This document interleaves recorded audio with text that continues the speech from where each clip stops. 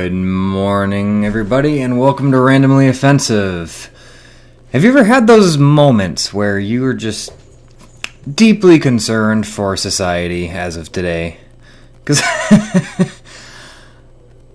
this is one of those moments for me. I found an article, and it talks about a 9-year-old girl whose mother is allowing her to be a part of a furry congregation. And this article is defending it, explaining why it's not as bad as it sounds. So we're going to hop into it and see if this person can plead their case and if this article actually changes our minds, or if it really is a bad idea. I don't know.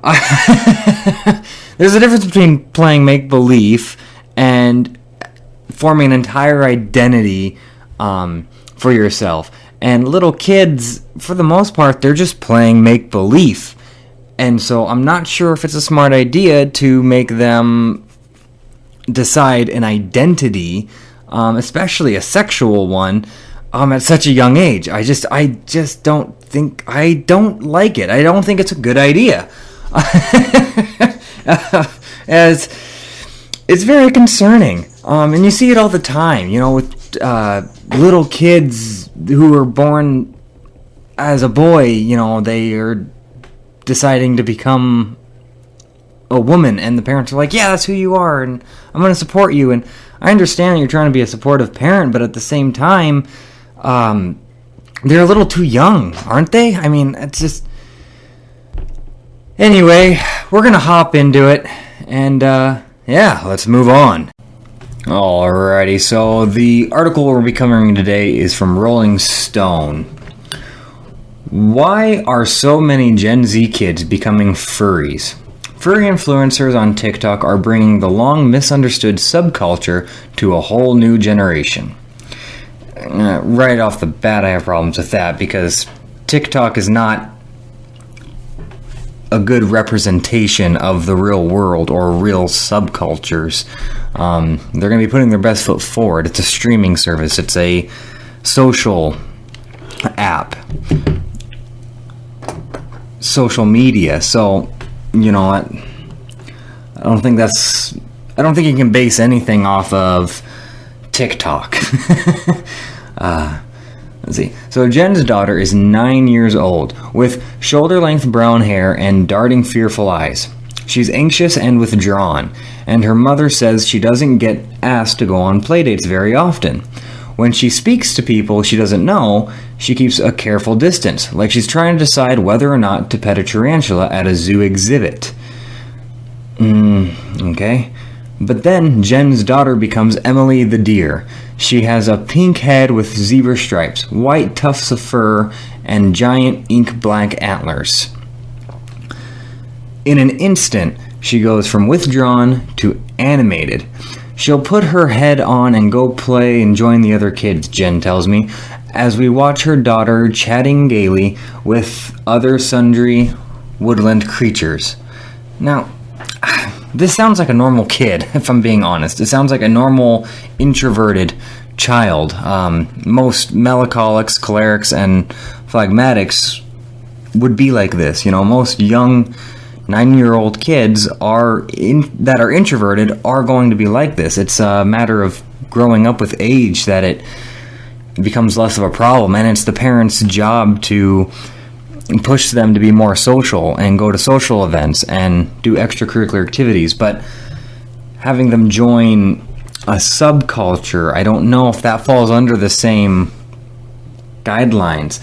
And her putting a deer head on and that's playing make-believe. It is just playing make-believe. This kid is just having fun. That doesn't mean that that's her identity. Emily and Jen have just attended a meet and greet for furries, who are influencers on TikTok, the hugely popular lip-syncing app used primarily by teens. The pair have driven about an hour from their home in the Chicago suburbs to attend Midwest Fur Fest. An annual convention for people who are involved with the furry community, a stigmatized, highly misunderstood subculture for people who identify with anthropomorphize, I butchered that word, I'm sorry, animals. Although the common conception is that the culture is inherently sexualized, the reality is that being a furry means different things to different people. Some furries like drawing character art, while others enjoy dressing up in fursuits or creating their own fursonas, animal characters. Yeah, so you say it's misunderstood, and that its common conception is that the culture is inherently sexualized. Right there, that should be a red flag, right? I mean, that should be a reason for you not to want your 9-year-old child to be a part of it, be part of the congregation. However, she probably will explain more as we go further on, but it didn't seem like she really explained why it's not inherently sexualized. And if that's the common conception, that that's what it is, then there's got to be a reason for it. What made people have that conception? What made people have that ideology that it is a sexualized congregation? It'd be nice to know. Maybe she'll touch up on it here in a bit. Emily, due to privacy concerns, most furries will be identified by their fursonas, is one of the growing number of Gen Z members joining the fandom, despite some of the stigmas and misconceptions that have propagated around it. At the conventions, the number of attendees who are minors has steadily increased. Says John K.P. Cole, the director of communications at Athercon, a similar convention in the Pittsburgh area.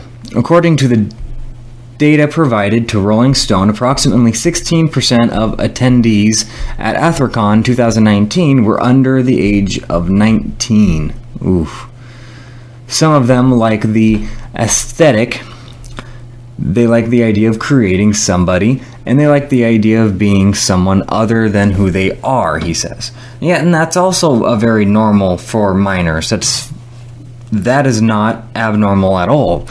Most young adults, most teenagers, most children, they do enjoy creating something new. That's why so many video games have the create your own character aspect of it. And that's also why so many people like playing video games. They get to become someone other than who they already are. And that's why a lot of people like reading books and movies. And that's, it's a big driving force on why video games became so popular. But I don't know if this is the way to go. I mean, why can't you just let them pretend and go play outside and pretend to be a deer? Why do they have to be part of a congregation? And they say that a lot of minors are being a part of it. A lot of minors are joining, and that is and that's terrifying, because if people do think, if there is a common conception, even if it's wrong, if there's a common conception that is sexualized, and there's a bunch of minors going there, you're opening yourself up for them to be hunted by pedophiles, aren't you? I mean, this could end up being a very dangerous thing. Like most trends, the popularity of the fandom can largely be attributed to digital culture. The mainstreaming of so-called geek culture also may play a role. The anime fandom, for instance, has some overlap with the furry community, and many stumble on the fandom by searching for fan art in general. Okay, so right there, that's a big reason for why minors shouldn't be a part of this. If most fan art has drive from anime and it goes into this furry thing, then it is going to be hugely sexualized. Just looking for the thumbnail on this thing, it was really hard for me to find a picture of furries that I could actually use without getting flagged on YouTube. And Also, you look at fan art when it comes to anime, and it is all very sexualized. There's a lot of sexualization when it comes to anime fan art. The difference is most people that are into anime are much older than 9, much older than 13. A lot of people don't get into anime till they're 16-ish, and at that point, I mean, they're watching probably worse things than fan art, if I'm being honest. But it's not being encouraged by any means. It's being done in secret. Let's see, yeah. See, then that's just them doing a bunch of weird, goofy stuff at some. Yeah, they pop their heads off and they do weird things. What was that one doing to that dog? What was that? See, yeah, I don't know. I mean, I don't think that poor dog, he's just trying to sleep on that couch and they're just, oh. Anyway, but yeah, so I could see why little kids would want to watch their TikToks, but I don't know why parents wouldn't step in when they say, well, I'm part of the congregation. A 23-year-old from Houston, Texas, Pixie, says 73% of his followers are between the ages of 13 and 18, and that most of them are female. Ugh. Yeah, so I mean, they're just setting this up to be a hunting ground for pedophiles. It's not gonna end well. This is not gonna end well at all. A gender breakdown that actually deviates from that of the furry fandom as a whole, which tends to skew male. Teenage girls tend to be drawn to the more cutesy side of the fandom, as opposed to the drinking, partying, more adult side, which skews more masculine. Well, yeah, that makes much more sense. And as a result of that, you're going to have very young female children being a part of the cutesy side, but they're going to end up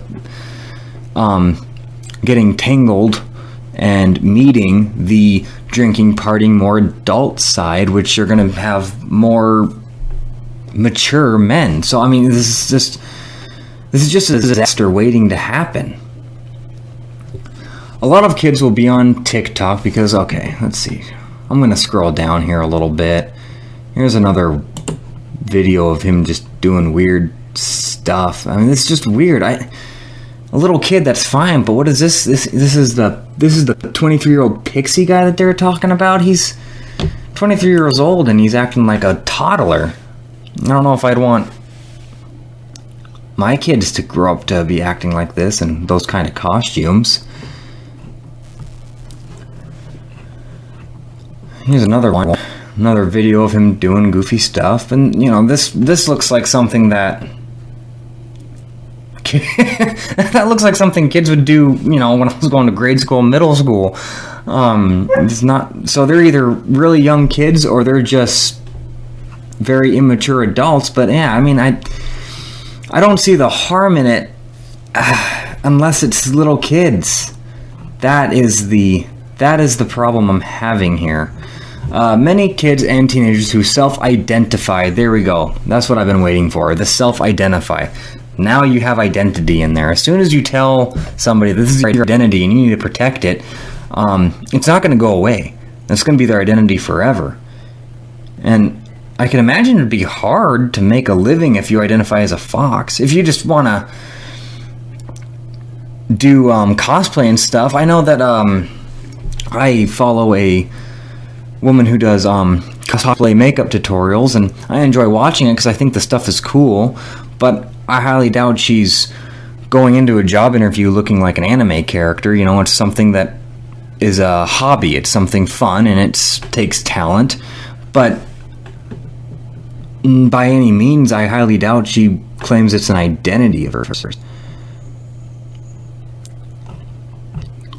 I'm going to go ahead and finish reading this. Are marginalized in the culture at large. Yes, for good reason.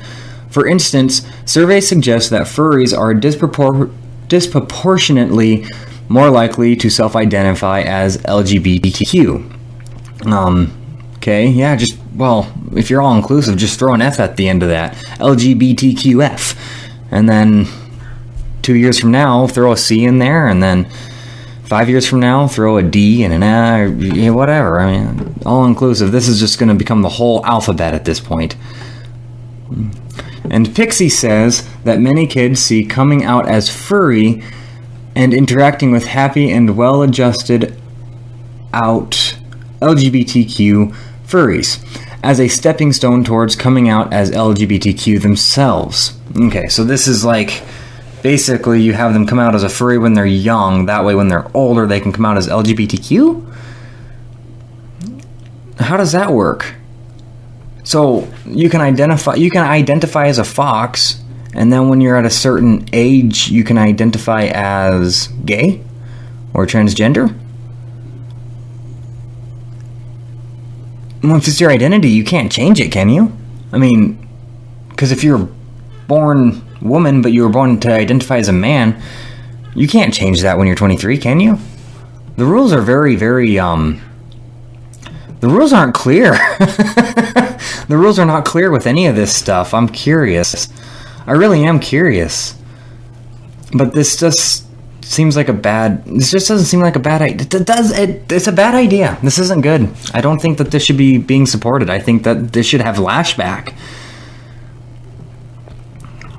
For sure. Is that all there is? I don't really want to read all of this because this is just sad.